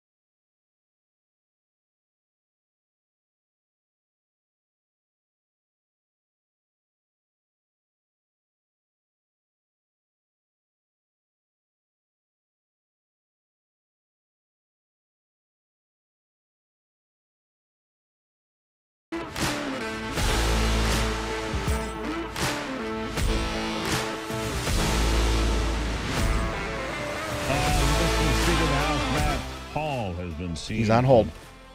With Donald Trump a number of times recently. I saw him when Donald Trump was in town at the town hall. A lot going on for Matt Hall. His political capital is rising, as they say. He joins me now, Speaker of the House, Matt Hall. Nice to have you back on the program. Hey, thanks for having me, Steve. All right, so budget earmark transparency in the House. You're looking for requests. You want it all out on the table. You know, it's interesting. Governor Whitmer said she would run the most transparent administration in Michigan history. That certainly didn't turn out to be true. Still no change on FOIA requests or any of that. But you're trying to do things differently. You are trying to be transparent, it seems. Tell me what you're up to.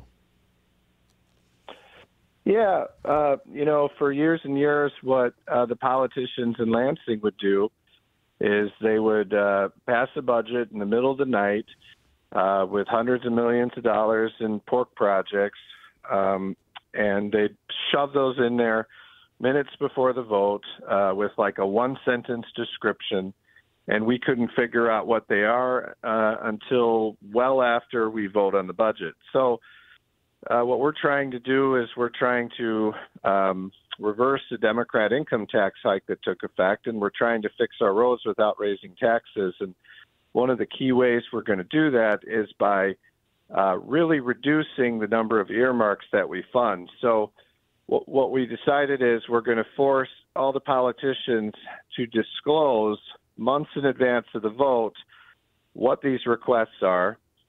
So the shady ones don't even get proposed because they have to the politician has to put their name on it. They have to say who the beneficiary is. They have to explain the public benefit. And then we're going to have committee hearings to talk about some of these projects. So we're doing that. We had the deadline now. What I didn't expect is, there were like $4 billion in requests, and I'm really trying to fund maybe 100 million of these, which would be a huge reduction from every other year under Whitmer. I think it's about 600 million normally. Some years much higher. We want to fund 100 million. We had about $4 billion in requests, but we can sift through those and find the best ones and fund those. And make informed decisions. Best practices is what you're telling me, right, Matt? Yeah, and again, I mean, in a weaponized government, there is some merit to this. I mean, when you let Whitmer administration officials decide how to spend some of these grants, they make pretty bad decisions. I mean, we recently saw some reporting on the Arts Council, which is supposed to be an economic development program, and they're funding things like barbershop quartets and glass blowing. I trust our legislators to make better decisions than that. So there is some merit to having the legislators direct it instead of some of these Whitmer bureaucrats. But we need to do a better job of vetting these things. And, of course, our state Senate, controlled by Democrats, they don't want to do this process. They've been rejecting this process. They're trying to do the same old thing. So when we get down to the budget at the end, it'll be interesting, but we're not going to buckle on this, and we're going to force anything funded in the budget to be disclosed. Anything at all. I mean, that's not only what you, oftentimes what you get in these bills, whether it's Lansing or Washington, you get these bills that are, hundreds of pages, thousands of pages, and you really do have to vote on it to see what's in it, a la Nancy Pelosi. And that's what happens. You don't know what's in these things. So having some transparency. What a lot of people like to see, Matt? One issue, one vote. One issue, one vote. Why can't we do that? Yeah, I mean, that's something we're looking at is, could you divide up the budget a little more for the votes? I mean, I'll just give you an example. This is the Democrats. They create a budget that that increases government spending by 43% last year, funds all kinds of problems and waste. So I vote against it. What do the Democrats do? They attacked me when I was with President Trump at Selfridge Air National Guard Base last week, and they say, Matt Hall voted against Selfridge in the budget. Well, no, I didn't vote against Selfridge. I voted against all the waste. I mean, they put, all kinds of waste in this budget, but that's an example of what they do. Yeah. They'll, and that's the thing. They'll pack in 100,000 different things, then you can't support it for a number of those things. They'll say, well, he didn't support this or this or this. The other things in there that you do like. That's why you need to vote on one issue, one vote, one issue, one vote. Don't let them slide the pork barrel nonsense in. It's a crazy idea, but that's where I am, Matt. And transparency is nice. Mm-hmm. I'll give you the last word. Sure. Well, I appreciate, that, and I think you're going to see a budget conversation moving through the Michigan legislature. Democrats are trying to rush this budget and get it done quickly, and they're just trying to tack on 3% of what they did last year. You're going to see House Republicans really go through this budget, examine all of these great expansions under Whitmer, and try to shrink this budget and get better value for your tax dollars. Yeah, and the reason they try to rush these things through is so that they can ram things through that people don't know what they're paying for or being, hooked up to. Matt Hall, always appreciate you being here. Appreciate you always being open to the conversation. Thank you. Thank you. And that's part of being transparent, is being here. Governor Whitmer used to come on this program. I've always been very polite. I've always been very professional. I've never given her gotcha questions. Still won't come back. Now, why do you think that is? Yeah. Still to come, Parker Shepard, research fellow at the Heritage Foundation, and Ivy will be here as well. You don't want to miss any of that. Still to come.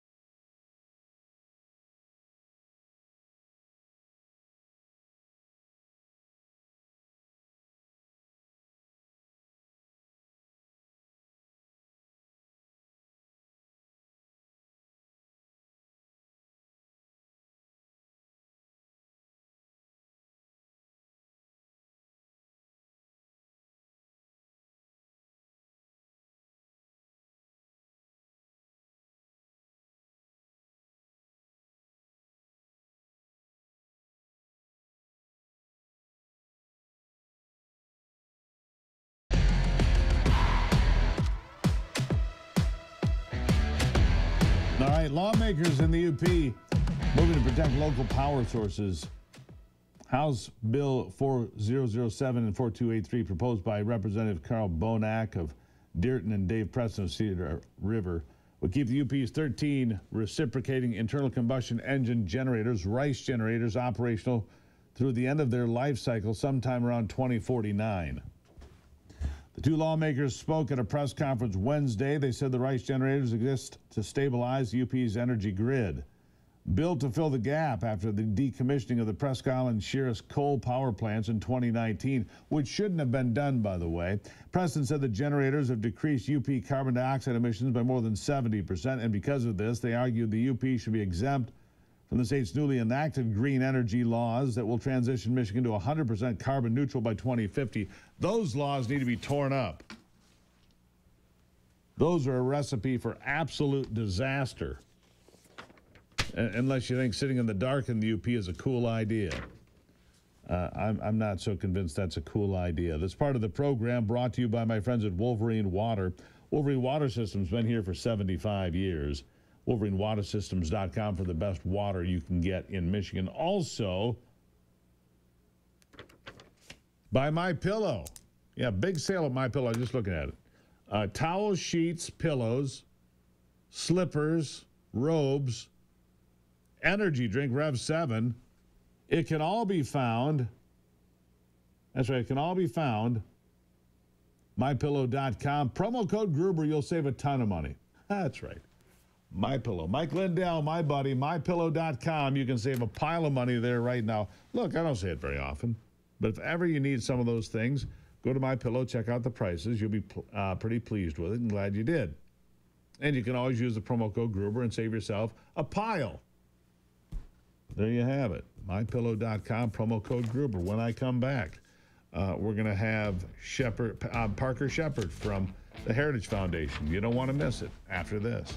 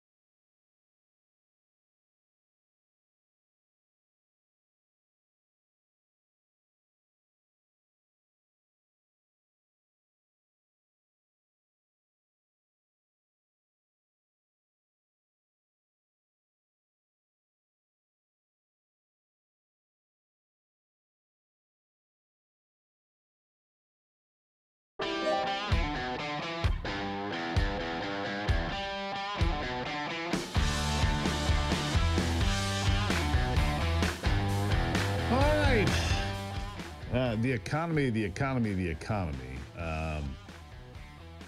I keep looking at it. Gas prices are down. Price of oil remains down. The stock market's coming back. And manufacturing coming back. A new study finds that a lot of people actually do want to work in factories. They do want that 9-to-5 job that they can count on with good pay. Parker Shepard is a research fellow at the Heritage Foundation Center for Data Analysis. Let's analyze. Parker's here with me. Parker, good to have you this morning. Thank you, sir. Yeah, Steve, thanks for having me. So people do want these jobs they can count on. That's my takeaway from the headline. What can you tell me? Yeah, absolutely. People want stable, dependable jobs, and they know and they see the value in manufacturing. So the impetus for this piece was a poll that found that 80% of people said that it would be better for the country if America manufactured more at home.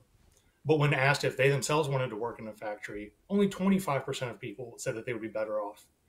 And a lot of people panned that. They said, hey, everybody wants the benefits, but no one is willing to sign up and say, I want to work in a factory, while completely missing that 25% of people not currently working in a factory is 37 million people.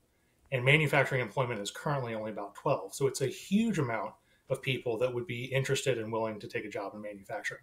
Yeah, it seems that we're going to be a step closer to some of these things coming true today. Word on the street is that they're at the White House today. There'll be an agreement made. 10 o'clock this morning with the UK. They'll announce their first big breakthrough for a trade agreement with one of the big trading partners, that being the UK and the United States, President Trump.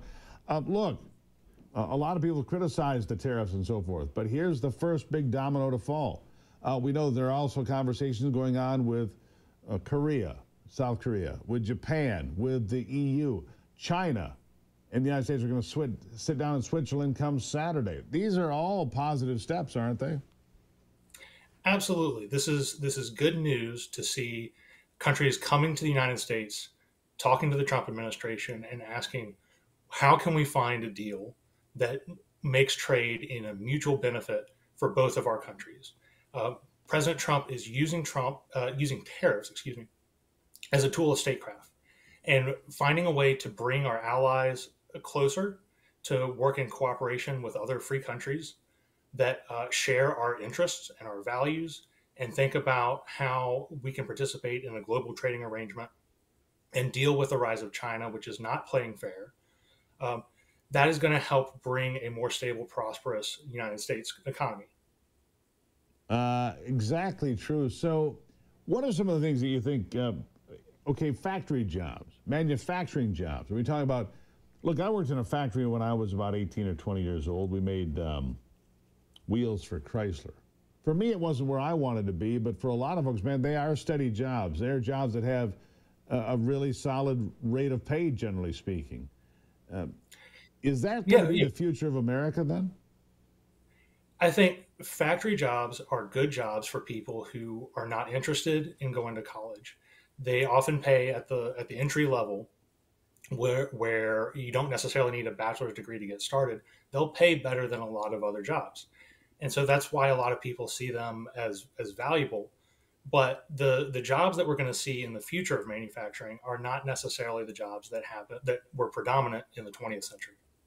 And so it's not going to be the case that you can just show up without any particular skills. You need to be able to take advantage of what America is really good at in using high-tech manufacturing, and have a base level of skills that you could get at a vocational school, at a trade school, bringing back shop classes within high schools that teach the skills that employers want to see in manufacturing, and they're saying they're having a hard time finding. The Wall Street Journal just ran a story yesterday talking about high schoolers who have job offers around $70,000 because these manufacturing firms are having a tough time finding the people with the right skills necessary.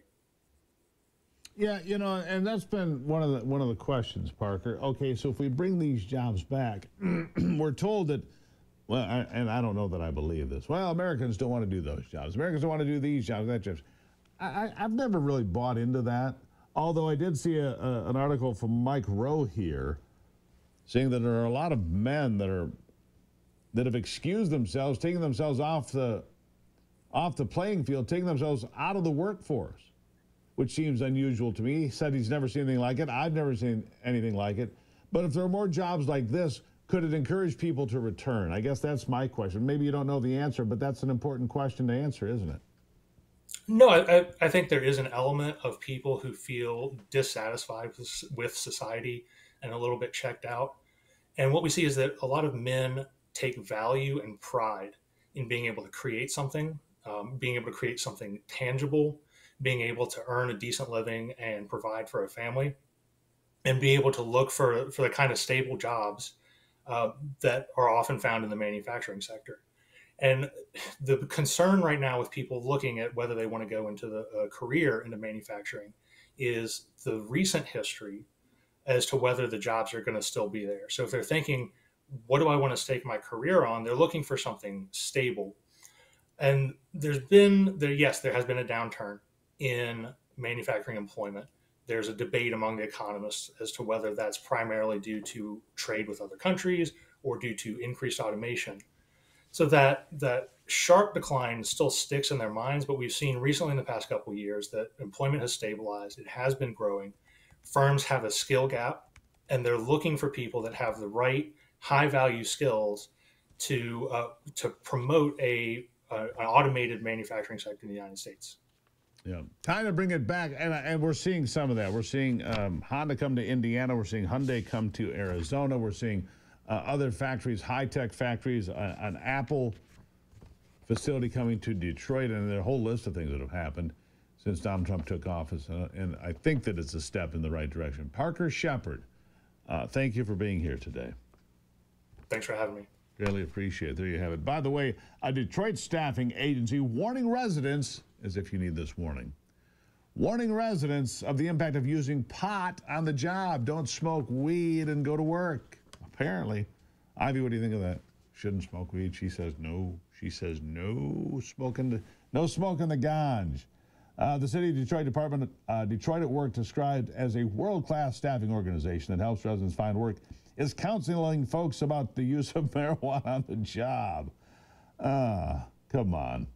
Guidance and education on the use of marijuana, focusing on how it can affect job search and long-term employment retention. I was going to go to work, but then I got high, right? Yeah, something like that. Who need, seriously, we're spending money to tell people don't get stoned and go to work because it might not be good for your job or your career. Really? Really? People can't figure this out on their own. Hey, man, just spanked a blunt and came into the job, man. Really? Are you kidding me right now? People don't, I mean, sometimes I just say, really? What in the world is wrong with people? You can't figure out. Don't get liquored up and go to work either. Right? Don't eat a handful of mushrooms and go to work either. I'm just some more advice free here from the Steve Gruber Show, because I don't want you all inebriated before you get to the job, whatever that may be. Yeah. A clean and sober break when we come back. Ivy will be here.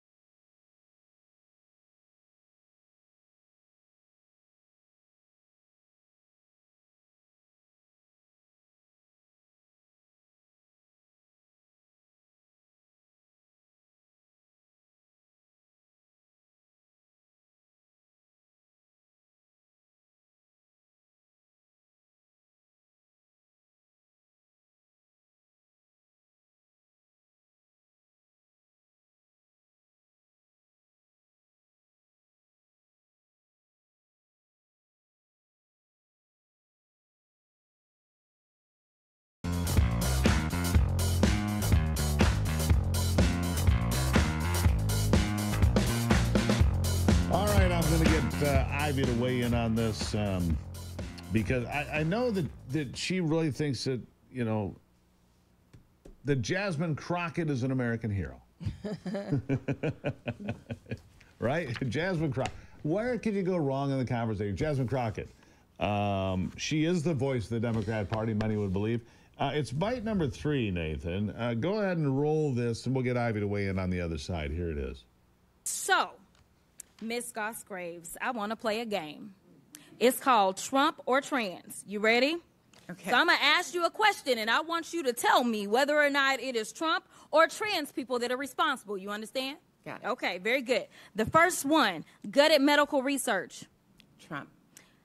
Kidnapping Americans and sending them to foreign countries, a.k.a. deporting them. Trump. Driving us into a recession. Trump. Increasing the cost of everything. Trump. Waging an idiotic tariff war. Trump. Harming right, farmers.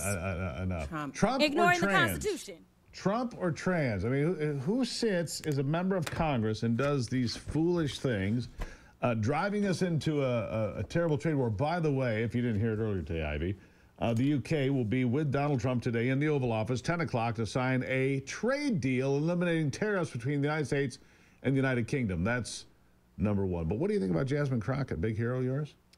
Oh, yeah. Number 1 on my list, for sure. Yeah, number 1 on my list, too. It's a different list. The DP, but I can't really say it on the air currently. Yeah. So anyhow, yes, I think this is the reality. She just goes out there and says the most outlandish things. Yeah. Okay. Disappearing people is what all the leftists are currently saying. Disappearing people. Who Who's are they disappearing? disappearing exactly? And actually, I read a headline. What was ABC News talking about the Maryland man? Now they shifted the Maryland man to the Venezuelan man or whatever. Brejo Garcia. He's Right. El Salvadoran, but whatever. Salvadoran, right? Salvadorian man. Now they're getting the story straight. Yeah. And tariffs. Come on, we need to have a realignment in America for the benefit of Americans and Why do you America. think- Well, why do you think more people, especially women, carry concealed today than in any time in history? The reality is, it is not as safe as it used to be. It's not.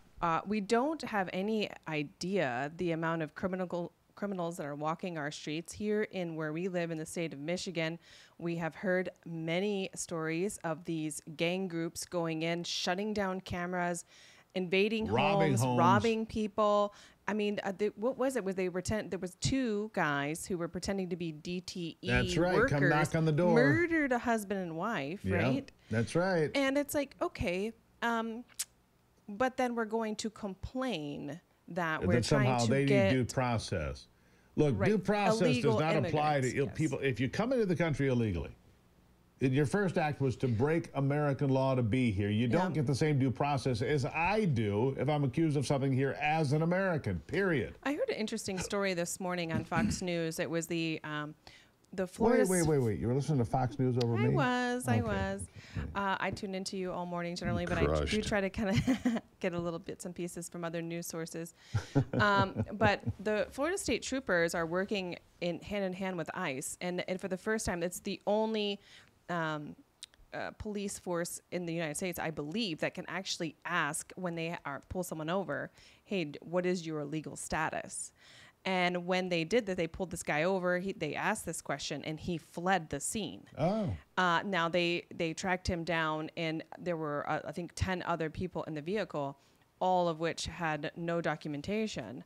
So it's interesting to see, and I love looking at Florida for this because I think this is kind of a smart plan for many other agencies around the country. But we should be asking these questions. We should know who's in our country. And quite frankly, I don't necessarily feel safe if I'm alone. If I'm a runner, I go out very often to run, and so I need to feel safe. But anyhow, going back to Jasmine Crockett. Please, do we have to? Yeah, But You know, I think that there is a big problem in the Democratic Party because they don't know who's leading it. She is, and AOC is, right. and Bernie Sanders, who's not even a Democrat, is. Who, by the way, was, they've been flying around on private jets, him and AOC doing this, whatever this tour is they're doing. Mm-hmm. He says, I can't stand in line. I don't have time. I wouldn't make it to the 5. So I get this, just so I'm clear. Climate change is a hell of a lot less important than your politics. Mm-hmm. See? You see how that works? I do want to tell you a strange story I found here. Okay. Audrey Backberg. She disappeared from a small town in Wisconsin in 1963. Okay. Disappeared. Nobody knew what happened to her. And suddenly, a new detective comes in. They found her 63 years later. What? Where was she? She left the town of Reedsburg, Wisconsin on her own, probably because of an abusive relationship. She just disappeared. She's been living a happy, safe, and secure life under the radar since 1963. Apparently, she must be older, obviously. Doing just fine. Huh. Interesting. She just didn't want to be found. She just took the I know that was kind of a strange story, to disappear for that long. And the outcome is a good one. It's a positive one. Yeah. That's an interesting story. See, I can bring positivity every day here. Every day. I think we need more of that, don't we? We need to stop and smell the roses a little more because news can be a bit I wonder what that smell was. daunting. Oh, and one little update for you, because I know you've been to New Zealand and you love it. Mm-hmm. New Zealand still has more sheep than people, but the people are catching up, albeit slowly. There's your little tune-up for the day. Interesting. More people than sheep. No. More sheep than people, but the people are catching up. They haven't That's caught unfortunate. them, by the way. Anyhow, Ivy, nice to see you as always. Love you. Thank you. Nice to see you too, Steve. Love you. All right. So we'll take a break, have some final thoughts. Remember, tomorrow's Free for All Friday. You get to weigh in anywhere in America. 877-310-9966. Write that down in the dust on your dash. 877-310-9966. You can be somebody and be on this program. Final thoughts after this.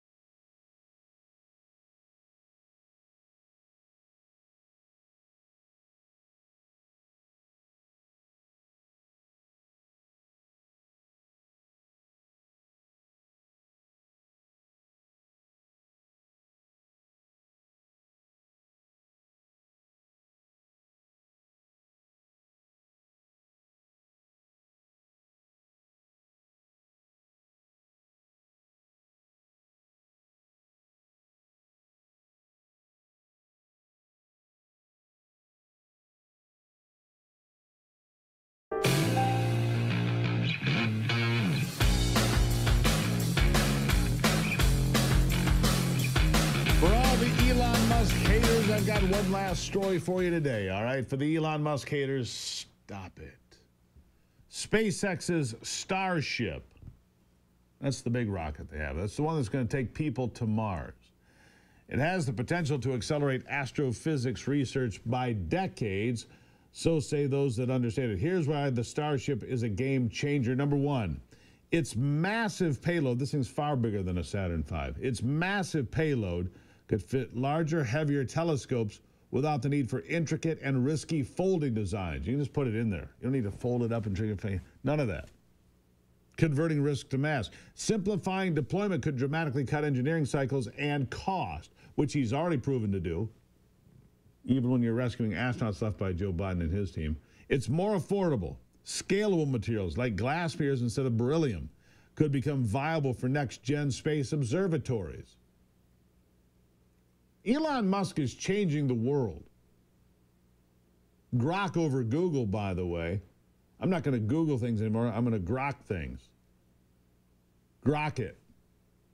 Grok it. Figure out what's going on. Grok it. It's a better platform. By far, by the way. The author is calling on NASA and the astrophysics community to actively plan around Starship's capabilities, because doing so, they argue, could fast-track the next wave of discoveries, ensuring that the 2030s are not a lost decade for space science. And yet, here we go into a brave new world of space exploration. Very exciting to me. The payload capacity plus 100 tons. 100 tons of capacity to carry it into space. Elon Musk changed the world, and for the better, I would say, and much, much, much for the better. Greatly appreciate you being here today. As always, remember, fight the good fight, my friends. Keep the faith. God bless America.